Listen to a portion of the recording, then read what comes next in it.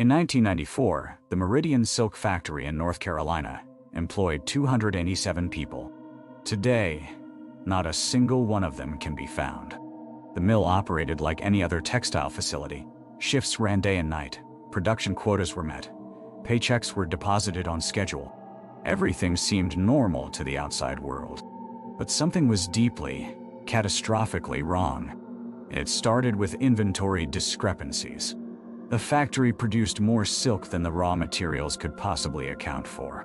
Quality inspectors noted that bolts manufactured during the night shift had an unusual luminescence to them, a faint glow that faded within hours of being removed from the factory floor. When management investigated, they found something worse. The night shift workers had no memory of what they'd produced. By March 1994, employees began reporting missing time. A worker would clock in at 11 p.m., feel what they described as a pull, and suddenly find themselves clocking out at 7 a.m. with no memory of the intervening hours. Some claimed they'd only been inside for minutes. Others said they remembered walking through hallways that didn't exist on the factory blueprints, endless corridors lined with cocoons that weren't cocoons. The day shift reported seeing their co-workers standing motionless in the break room at odd hours, their eyes open but unseeing. When touched, these workers would blink and ask what time it was, confused about why people were looking at them. On April 19, 1994, the plant manager called an emergency meeting. He intended to shut down operations pending investigation. That afternoon, every single employee clocked in for the evening shift. Security footage shows them entering the main floor, then the cameras went black for exactly 13 minutes. When the power returned, the factory was empty. The machinery was still running. The lights were still on. But there were no workers, no bodies, no signs of struggle. Just abandoned lunchboxes, shoes left by the time clock, and one detail that still has no explanation. Every single computer in the facility displayed the same message on their screens. "Thank you for the silk. We have enough now." The factory was sealed. Officially, it burned down in a gas explosion 3 weeks later. The state ruled it an accident, but the building never actually burned.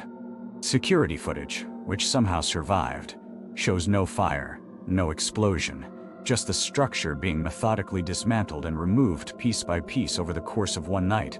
Of the 287 employees who entered that factory, not one has ever been found. No bodies recovered. No ransom demands. No evidence of relocation. Their families received settlements from an insurance company that, when investigated, appeared to have never existed before or since. What they were producing in those final months and what happened to those workers between 11 p.m. and 7 a.m. remains unknown.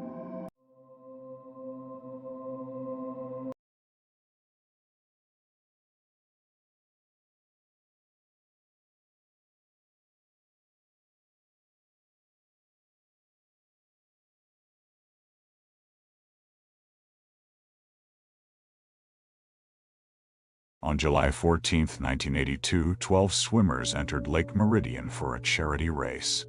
None of them ever came back out. It was supposed to be the biggest community event of the summer.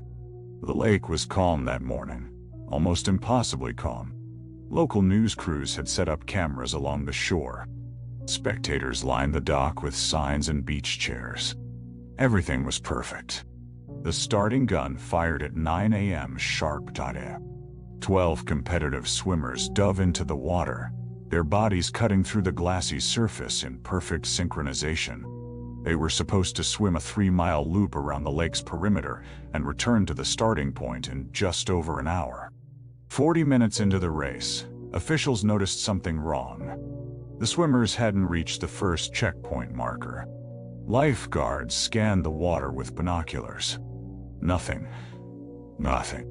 Just empty lakes stretching in all directions. The rescue boats launched immediately. What they found defied explanation. The lake was completely empty of swimmers. Not a single person.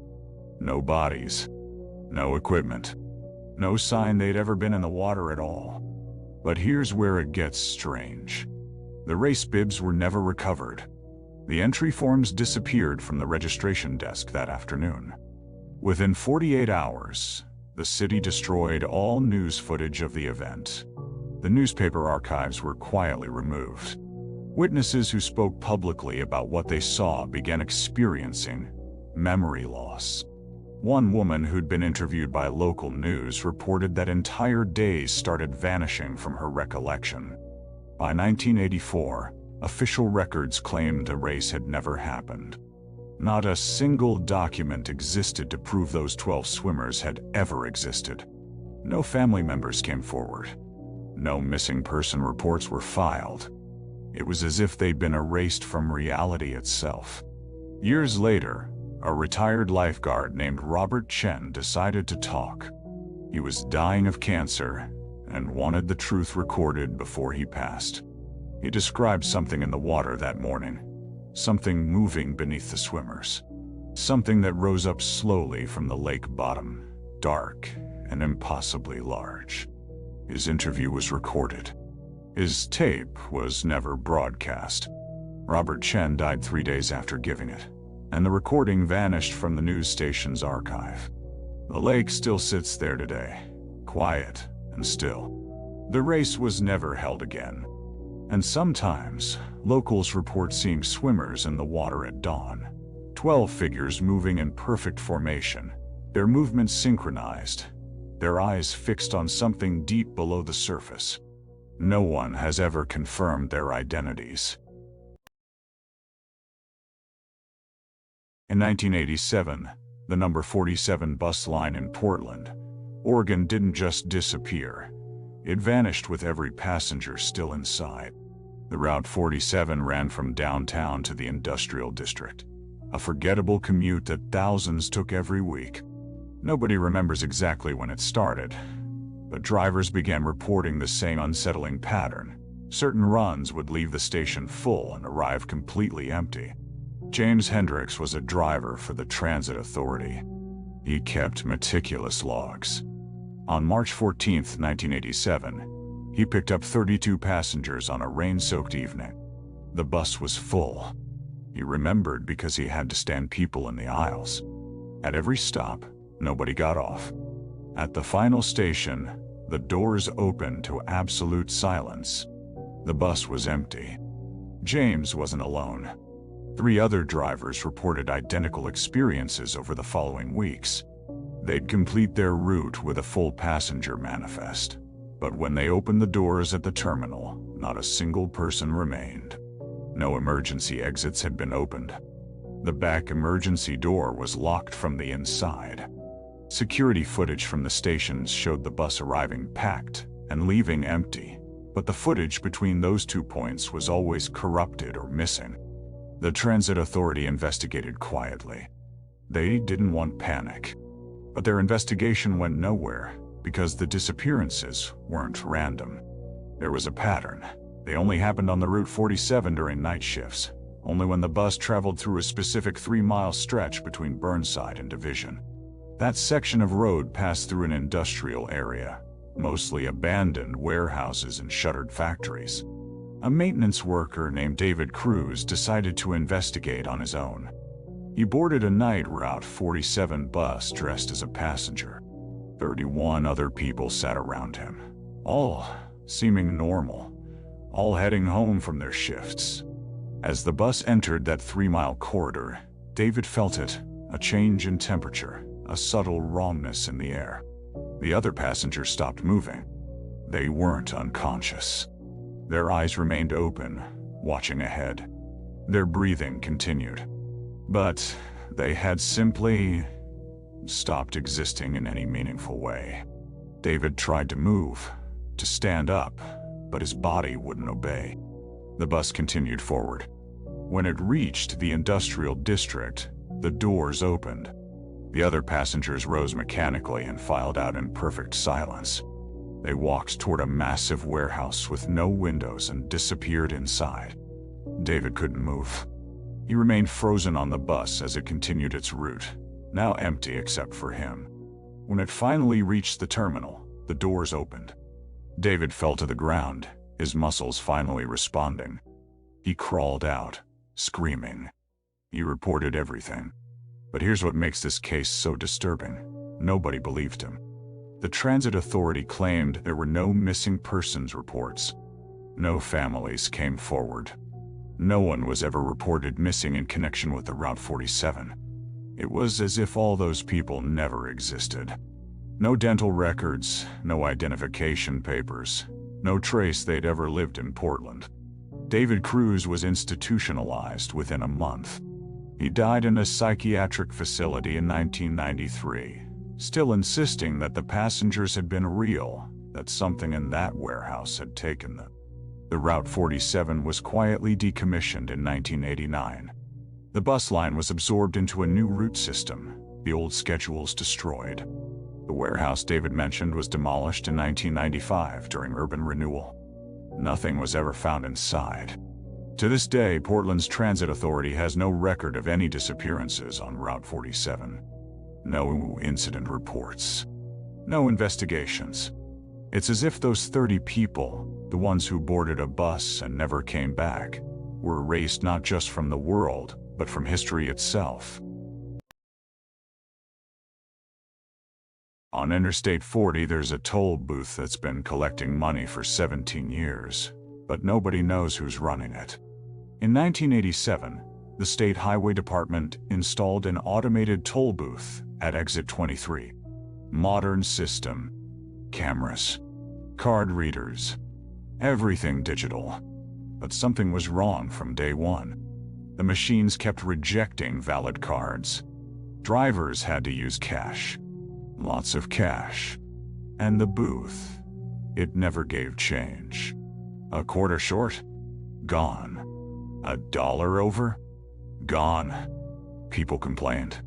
They called the highway department. Supervisors inspected the booth. The mechanics found nothing broken. The logic was simple. Money in, no money out. But here's what they didn't tell the public. The booth was collecting roughly $40,000 a month in unclaimed change. Nobody thought much about it. People forget. They move on. Then, in 1994, a transit authority auditor named Michael Chen decided to investigate the discrepancy. He pulled 7 years of transaction records. The booth had collected over $3 million in change that never returned to drivers. And the logs showed something else. The exact same vehicles passed through during the late hours. Every night. The same license plates. Different drivers, but always the same cars. Michael tried to trace the owners. Dead ends. One car belonged to someone who'd been dead for 11 years. Another registration led to a person who'd never existed. He escalated it. Within 2 weeks, Michael Chen resigned from the highway department. His official statement, personal reasons. His actual statement, given to a reporter friend before he left the state. He'd been visited by someone from the booth. Not in person. In his own home at night, standing in his bedroom doorway. He never described what it looked like. The toll booth is still there. Exit 23. Still collecting change. Still never giving it back. In 2003, a sociology student named Amanda Torres decided to camp out across from the booth. Document everything. She stayed for 3 nights straight. On the 4th morning, her car was found empty in the rest area parking lot. The keys were in the ignition. Her wallet on the passenger seat. But Amanda was gone. The police found her journal in the car. The last entry was written at 3:47 a.m. They're not collecting money. They're collecting something else. The change isn't coins. It's people. People are the change. They drive through normal and they come out. Shum out. The entry stops mid-word. Highway Patrol expanded their search. They interviewed hundreds of drivers. Some remembered things. One trucker said he'd paid with a $5 bill for a $4 toll and watched the attendant, except there was no attendant. The booth was empty. Just a hand, pale and thin, reaching out to take his money. When he drove away and checked his mirror, he saw the hand still extended, waiting. A woman reported driving through and seeing passengers in the cars ahead of her suddenly disappear. One moment, they were there in the vehicle. The next moment, the car was empty, still moving forward, still drifting toward the toll booth. She swore she heard them screaming, but she couldn't stop. Her foot wouldn't move. The toll booth has been studied now, forensically, psychologically. The state installed new cameras. They watched, and what they recorded was impossible. Vehicles would approach the booth in perfect daylight, perfectly clear, and then the footage would glitch. Not pixelate, not cut out. The video would show the cars entering the booth and multiplying. 10 cars became 12. 7 became 9. The numbers never stayed consistent. And sometimes, when they watched the footage back frame by frame, they'd see figures standing outside the booth who were never there in real time. The toll booth has never been shut down. The state keeps it operational. They've increased staffing around it. They've installed barriers. But the barriers don't stop anything. People still go through. And the change, it still never comes back. Exit 23. If you take it, pay exact change. Don't make the booth work for it. Don't let it have to reach into your pocket and decide what you're worth. Because something is counting. And it's been hungry since 1987. The apartment building on Crane Street had 17 floors. Everyone knew this. Everyone except Marcus Webb, who counted $18. Marcus moved into Unit 412 on a Thursday in November. The realtor handed him keys, said the rent was cheap, because the last 3 tenants had broken their leases early. She didn't explain why. He didn't ask. In the city, you learn not to ask too many questions about deals that seem too good. The building was old, the kind of place where radiators hissed at night, and the elevator only worked if you pressed the button twice. Marcus settled into his apartment quietly. He worked nights at a law firm downtown. The silence suited him. On his 4th night, insomnia pulled him into the hallway at 2 a.m. He decided to walk the stairwell, a habit from childhood that usually tired him out. He started from the 4th floor, moving upward, counting each landing as he climbed. 5th floor, .ch. 6th floor. 7th. The stairwell was dim. The light on the 8th floor landing was broken. Then the 9th. But Marcus kept climbing, his footsteps echoing off concrete and steel. 10th floor. 11. 12. That's when he noticed it. Between the 13th and 14th floor landings, there was another door. A service door, painted institutional gray, with no label. No number. Marcus had walked past it dozens of times in the lobby directory. He knew the building had 17 floors. This door shouldn't exist. He almost kept walking. Instead, he stopped. The door was cool under his palm. The handle turned easily. On the other side was a stairwell, not the one he'd been using, but a different one. Narrower. The concrete was newer. He climbed. The stairs went up exactly 12 more steps before opening onto a landing. Above the landing was a door marked 18. Marcus's mind calculated. 13 plus 12 equaled 25, not 18. The math didn't make sense. But when he pushed through the door marked 18, he found himself in a hallway identical to his own. Same worn carpet. Same numbered units. Same smell, like old cooking and radiator steam. He walked to Unit 412. When he unlocked the door, he found his apartment. His furniture. His books. His life. Everything exactly as he'd left it. But on the kitchen counter, next to a coffee mug he didn't recognize, was a note. The handwriting was his own. It read, "Don't go back down. There are 17 floors now. You're on 18. Don't go back down." Marcus's hands shook. He walked to his window. Below, he saw the city streetlights, the avenue, the late-night taxis. Everything looked normal. He checked his phone. 2:47 a.m. the same time he'd left his apartment. He spent the rest of that night researching tenant records, calling the building management, trying to understand. The manager said there were no service stairs on the 13th floor. No door. No 18th floor. She suggested he was confused. Recommended he see a doctor. 3 weeks passed. Marcus stopped trying to convince anyone. He still works nights. He still climbs the stairs. But now he only climbs to 13, then descends. He never looks for the door. He never counts past 17. But sometimes, in the darkness between floors, he hears footsteps coming from above. Multiple sets. People walking down from a floor that doesn't exist. Coming closer. Last month, a new tenant moved into Unit 411. Marcus hasn't seen her in person yet. But 3 nights ago, he found a note under his door. The handwriting was unfamiliar. It said, "I found the door too. How long have you been up here?" In 1994, Shady Pines Retirement Community reported something impossible.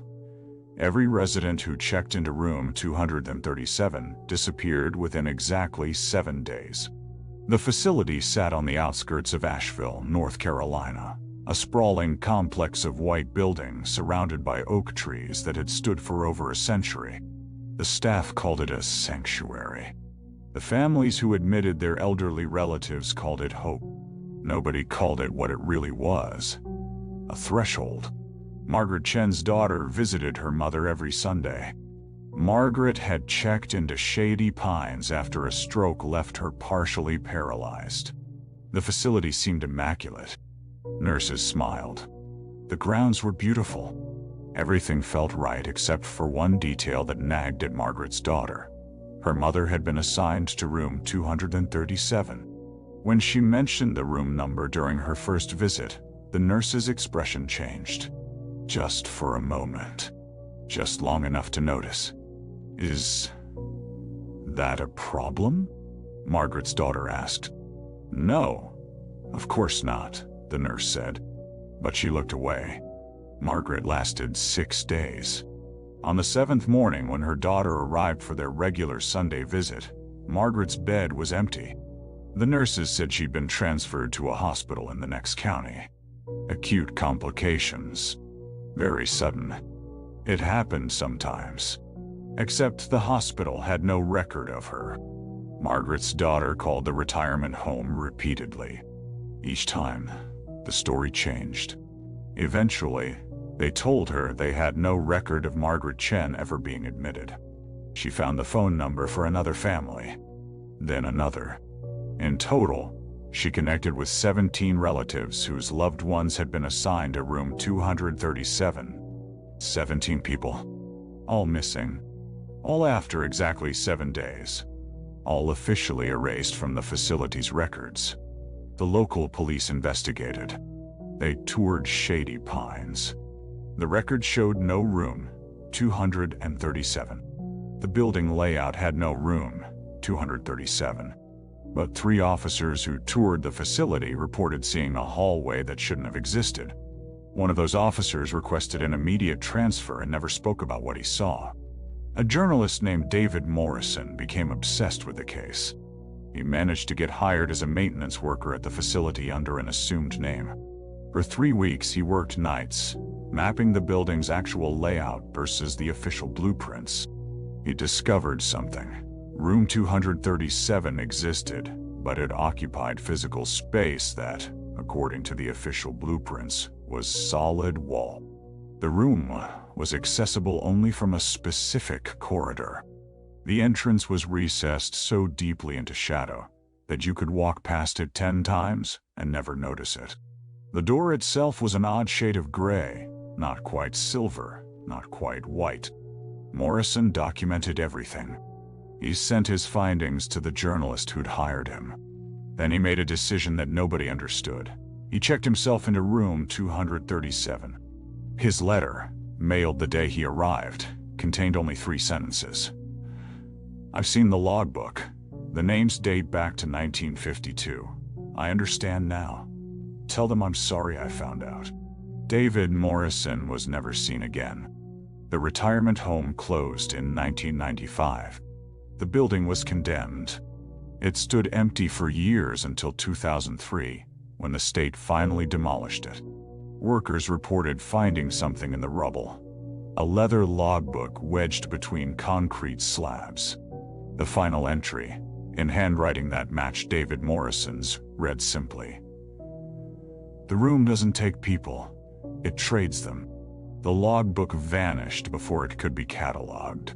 Shady Pines was rebuilt under a different name in 2006. It operates quietly on the same land, in a new building constructed over the same foundation. Room 237 hasn't been built yet, but the night manager says they've received 17 requests for it.